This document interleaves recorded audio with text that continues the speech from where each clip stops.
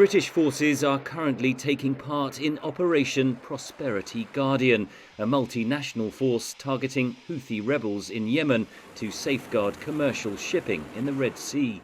And some 20,000 British troops are set to take part in exercise Steadfast Defender 2024, NATO's biggest drills since the Cold War. Our carrier strike group will be out in full force with our magnificent flagship HMS Queen Elizabeth leading the way.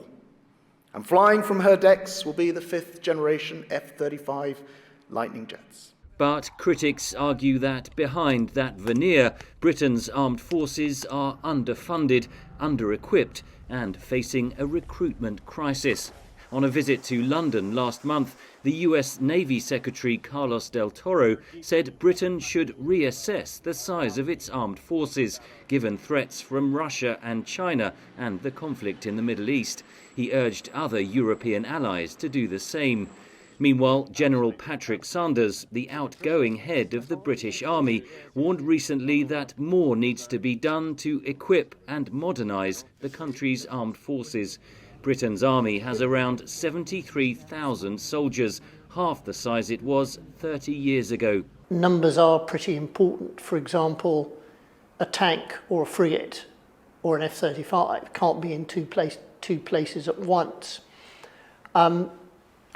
It's also fair to say that the British Armed Forces have a broad range of capabilities, which I think the US welcomes, but many of those are themselves very small.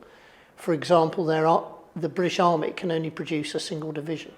The French Army can produce 2, the Germans can produce 3. The British Army, Navy and Air Force have all missed recruitment targets.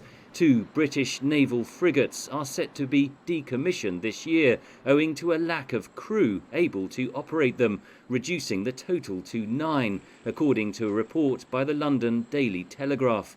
The government did not comment on the report, but highlights that it has ordered 8 new frigates, although these won't be in service until at least the end of the decade. Government figures show there are shortages of ammunition and spare parts across the armed forces. What we've seen over the last couple of years is the relative hollowing out of Europe's armed forces, very publicly displayed with the well-reported difficulties of supplying enough equipment, weapons and ammunition for Ukraine. The British government has pledged to spend 2.5% of GDP on defence by 2030 and said it was committed to spending more, quote, when conditions allow. Henry Ridgewell, VOA News, London.